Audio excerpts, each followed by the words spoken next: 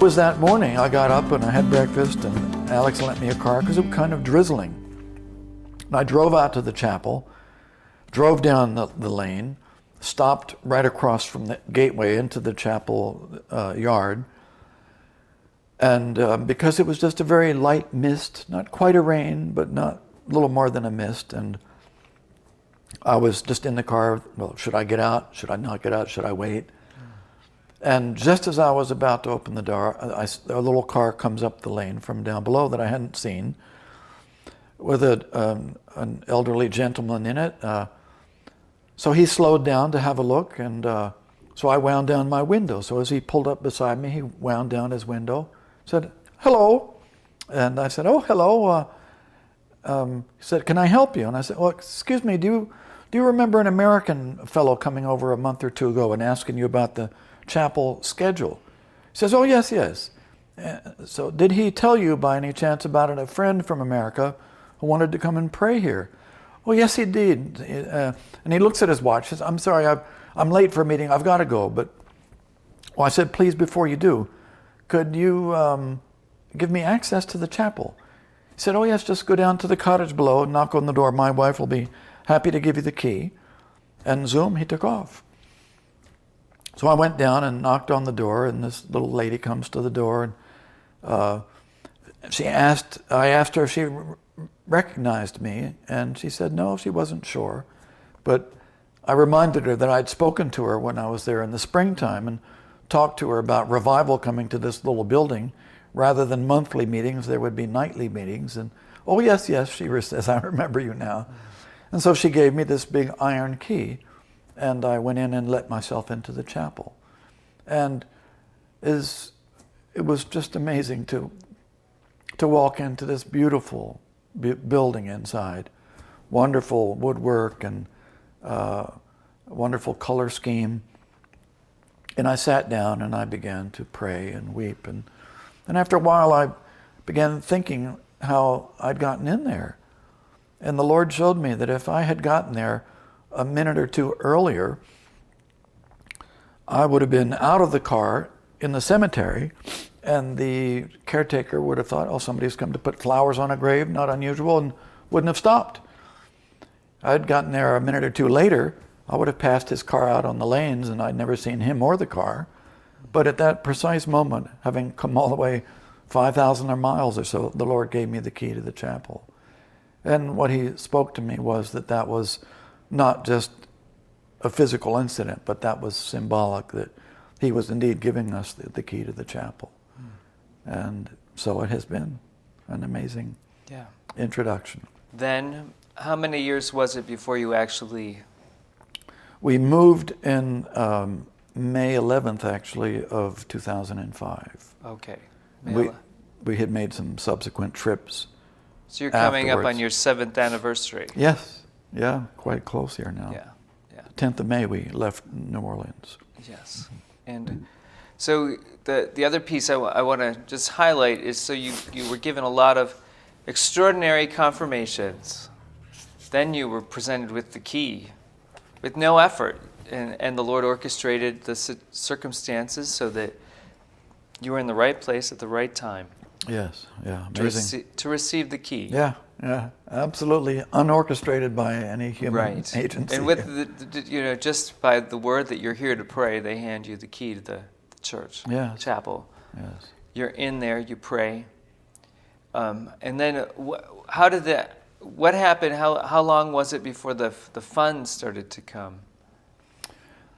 Well, that was really maybe a year and a half later, or a year or so later. I knew it was, as I mentioned, it was going to take a while for me to get my things in order. We had to sell our home, and I really felt that the funds that my aunt had bequested the ministry were for me to use for Wales, but the other brethren that I'd been working with all these years didn't see it that way. Her will and testament didn't say my name; it said Verbo Ministries. Right. And I, in spite of the fact that she knew that she kind of believed that I was, one of the founding members, and I had understood it was for my ministry. But, she had no clue of Wales. I mean, not that I ever knew. Yeah. And even at that, I could have pushed the issue and probably stretched things a little bit, but I absolutely didn't want to do anything like that. I just knew that if this is God, it's not my worry. He said He'd provide, He would. But amazing little incidences. It was out of that quite large check that came in that the brothers authorized me the trip back in the fall, in October. And again, this is just another amazing little detail.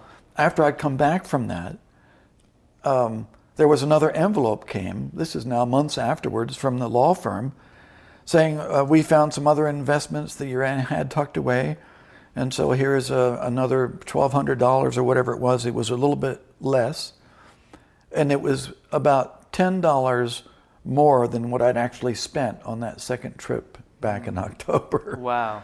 So I just, wow, isn't that amazing? Yeah. So God was just, with it all the way through.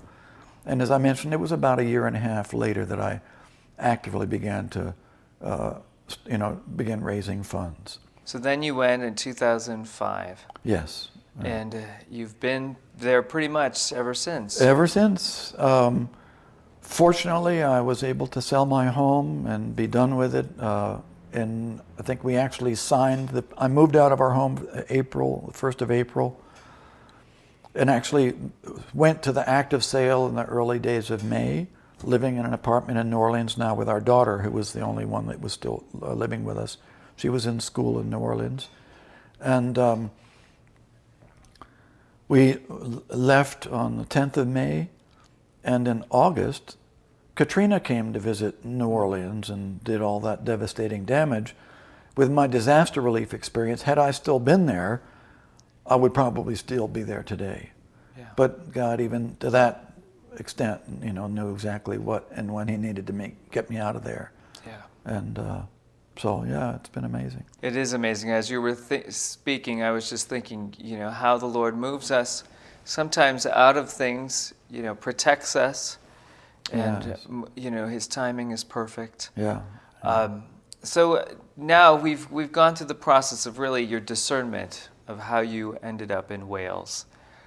Now let's talk about... I wouldn't say it was a great discernment. It was God being very, very clear about things. Yeah. And yes. Yeah. Well, we work with God. Yeah. Yes. And you recognize the signs that God was giving you. Yeah. And so now let's talk about what, the less romantic part of the journey, which is slogging it out in a chapel by yourself in Wales for 7 years. Tell us, what does your day look like? Well, my routine is pretty regular. I'm usually up, early in the morning. I try to be up at the chapel by 7 or a bit before with my mug of hot coffee, and I spend a couple of hours there, usually by myself. I spend time in the Word. It seems like the last couple of years I've been reading through the Bible once a year, so I have a schedule I follow. And inevitably, reading through the Word, the Lord stirs me to things for prayer. I spend time in worship. I play the harmonica. I sing. I have a little Irish whistle, a flute that I play, and just have amazing times with the Lord and spend, as I said, I usually try to be back by 9 or 9:30 to have breakfast with Gladys. And then we try to go back later, usually in the early afternoon with Gladys, to spend some more time together praying. Over the years, as people have discovered what we're doing, we frequently have people that come and visit and want to go pray with us in the chapel, and that's always very encouraging. But that's really kind of home base, just that time in the morning at the chapel, and